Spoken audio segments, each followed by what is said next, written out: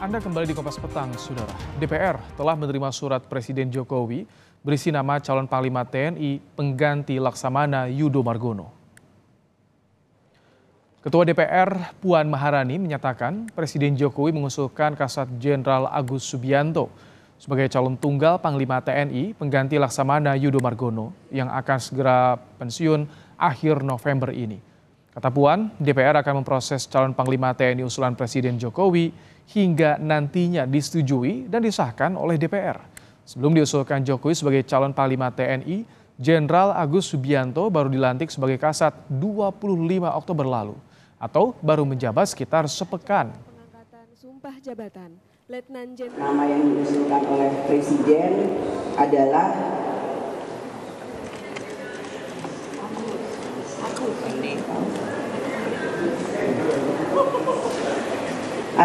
Jenderal TNI Agus Subianto SE MSI yang saat ini menjabat sebagai Kepala Staf Angkatan Darat.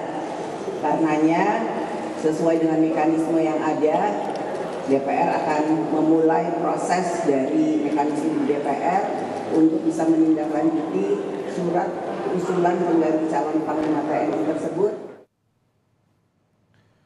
Setelah diterima DPR, calon tunggal Panglima TNI usulan Presiden Jokowi akan diproses melalui uji kepatutan dan kepantasan oleh Komisi 1. Dari Komisi 1, Panglima TNI terpilih kemudian akan disahkan di rapat paripurna DPR. Anggota Komisi 1 DPR fraksi Golkar Dev Laksono menilai calon Panglima Jenderal Agus Subianto merupakan pilihan yang tepat baik untuk kepentingan reformasi TNI maupun agenda pemilu serta transisi kepemimpinan nasional. Pilihan Presiden kepada Jenderal Agus Subianto ini adalah pilihan yang terbaik, mengingat pengalaman beliau dan juga hasil kerja karir beliau yang selama ini dari mulai pangkat muda hingga dia menjabat sebagai Kepala Staf Angkatan Darat. Nah, hal-hal yang di hadapan kita ke depan seperti pesta demokrasi yang akan kita jalankan, lalu juga proses pergantian pemerintahan ke depannya. Ini merupakan tugas-tugas yang membutuhkan kemampuan yang sangat luar biasa dan itu. Jenderal Agus Subianto merupakan lulusan Akademi Militer Angkatan 91. Dalam sejumlah karir tugas, Agus Subianto memiliki rekam jejak beberapa kali berada di sekitar lingkaran Jokowi. Agus bersinggungan pertama kali dengan Jokowi sebagai Komandan Kodim 0735 Surakarta. Semasa Jokowi menjabat Wali Kota Solo. Usai berpindah tugas, Agus berada di lingkaran Jokowi saat menjabat Danrem 061 Surya Kencana Bogor yang melingkupi Istana Bogor. Agus Subianto kembali masuk ring dekat Jokowi setelah dilantik menjadi Komandan Pas Pampres di tahun 2021. Sejak itu, karir Agus Subianto terus menanjak, di antaranya menjadi Pangdam 3 Siliwangi, Wakil Kasat, dan kemudian menjadi orang nomor satu di Angkatan Darat usai dilantik Jokowi 25 Oktober lalu.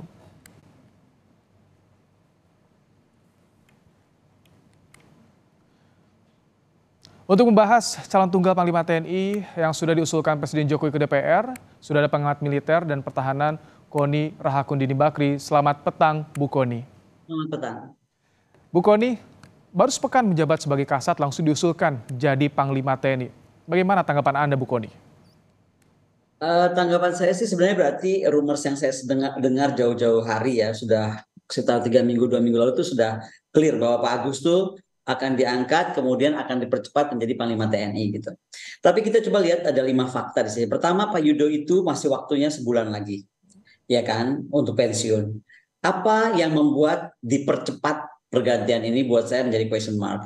Kedua, Panglima Yudo itu sedang dalam tahap akhir bersama Menhan menyusun pembangunan blueprint, strategi dan doktrin pertahanan Nusantara, poros maritim dunia, which is sampai dengan pembangunan TNI dan lain-lain postur sampai 2045.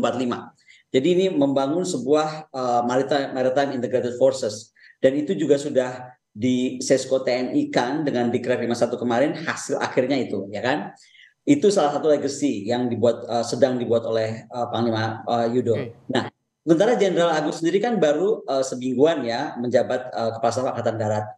Maka ini menjadi pertanyaan karena begini, baru saja kita dikejutkan oleh putusan MK yang bermasalah secara etika, ya kan? Oke. Nah, indikasi kuat nepotisme sedang kita bahas nih di tengah masyarakat sekarang masih menguat itu. Jadi sekarang pertanyaannya, bolehkah kita khawatir gitu bahwa pergantian panglima ini ada berhubungan ke sana gitu? Apa banyak masyarakat jadi bertanya-tanya ada apa ya kok secepat ini, kenapa diperlukan gitu loh. Jadi itu menjadi pertanyaan sebenarnya. Apakah dasar lingkaran Jokowi ini yang jadi pertimbangan utama dipilihnya Jenderal Agus Subianto? Bu Kony? Kalau saya tuh melihat begini ya, sejak Pak Luhut itu sakit, kelihatannya Pak Jokowi apalagi sedang cawe-cawe kalau saya boleh sebut istilah beliau ya, sedang cawe-cawe untuk putranya masuk jadi cawapres. Jadi menurut saya sangat dikhawatirkan sebenarnya apakah ini merupakan cara beliau karena Pak penjaganya selama ini yaitu Pak Luhut nggak ada, kemudian dia mau sama semua orang dekatnya. Salah satunya dia tidak menjaga ganti Kapolri, contoh. Panglima cepat diganti tapi Kapolri enggak karena semua orang tahu pasti kita terbelakangnya kan sangat dekat gitu kan. Nah sekarang mengangkat calon panglima yang baru 1 minggu gitu dan hanya calon tunggal. Setahu saya barusan kemarin bicara dengan salah satu dewan kalau nggak salah calon tunggal nih. Jadinya artinya de facto ini harus Pak Agus gitu kan. Nah dan kenapa mesti secepat ini? Apakah ini untuk merupakan dari pengamanan politik salah satu kontestan atau apa kita boleh bertanya gitu loh karena tadi kenapa ada percepatan? Coba kalau ditunggu saja Pak Yudo tinggal 1 bulan lagi, mungkin pertanyaan ini nggak akan muncul karena memang Pak Yudo harus diganti kan. Bukannya kan memang 1 bulan juga perlu waktu di DPR nih sekitar 20 harian Bu Kony? Betul 20 harian. Tapi sekarang ini menurut aku tetap too early ya karena gini mungkin masalah juga lain kalau nggak ada bocoran ya karena sebelum ini terjadi kita udah dengar bocoran Pak Agus akan diangkat segera dan akan cuma paling lama maksimum 2 minggu jadi panglima. Oke, Gitu. Bu Kony, jadi catatan Anda dengan adanya penunjukan ini apa yang dikhawatirkan dampaknya itu apa Bu Kony? Begini, saya selalu percaya kepada TNI, sangat percaya kepada TNI, ya kan? Karena mereka itu tentara profesional, mereka itu memang lahir dari rakyat untuk rakyat. Tetapi sekali lagi, karena kita masih terkejut-kejut dengan kasus MK yang belum selesai, yang menjadikan pertanyaan 16 guru besar tentang legalitas dan legal aspeknya bagaimana. Contohnya ada berdampak kepada KPU yang kemudian dituntut sebanyak 70-an triliun. Ini kan boleh juga kita bertanya-tanya, aduh jangan sampai nih ya, kenapa yang dicari orang dekatnya kemudian bolehkah rakyat bertanya apakah TNI juga akan atau TNI AD akan di-MK-kan? Nah semoga ini tidak. Tapi pertanyaan itu langsung karena saya ngurusin pertahanan, banyak sekali yang bertanya seperti itu kepada saya. Nah ini yang mesti kita yakinkan bahwa TNI harus netral, tidak mendukung paslon siapapun atau mendukung cawapres siapapun khusus gitu. Tapi memang harus betul-betul adil dan merata untuk semua calon presiden dan calon wakil presiden. Bagaimana untuk meyakinkan itu jika Anda termasuk yang mengamati juga merasa ini khawatir nih, ada yang tidak beres atau ada politisasi dalam penentuan jabatan politis ini Bu Kony? Begini ya, kita itu kan mencintai Pak Jokowi pada term pertama sangat ya.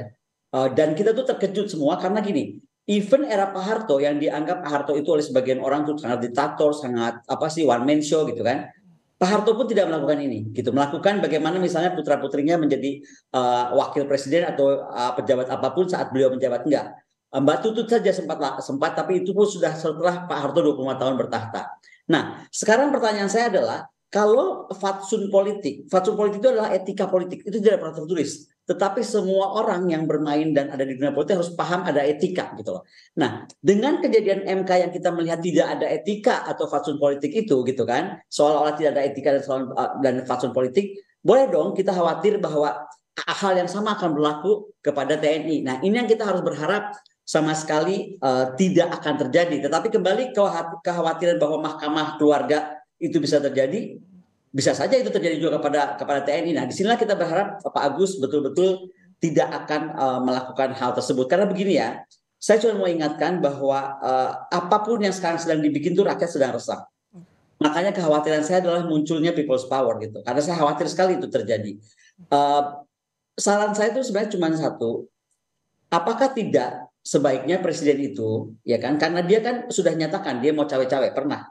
Tidak, dia cuti saja dari jabatan presiden. Pertama cuti dari jabatan presiden, kedua jauh-jauh dari Jakarta. Supaya satu, cawapresnya juga aman, yang sekarang sedang diributkan karena cara dia menjadi cawapres itu menjadi masalah. Yang kedua juga, tidak ada cawe-cawe yang terlalu jauh bisa dilakukan, baik kepada TNI, baik kepada Polri. Bukan cuma TNI ya, ada Polri juga. Jadi itu yang kita mesti yakinkan. Apakah presiden harus di IKN? Udah diem aja di sana lah sampai beres tuh IKN. Gitu. Baik, kami tangkap. Terima kasih Bu Koni untuk pandangannya dalam program Kompas Petang sore hari ini. Koni Rahakundin Bakri, pengamat militer dan pertahanan. Terima kasih.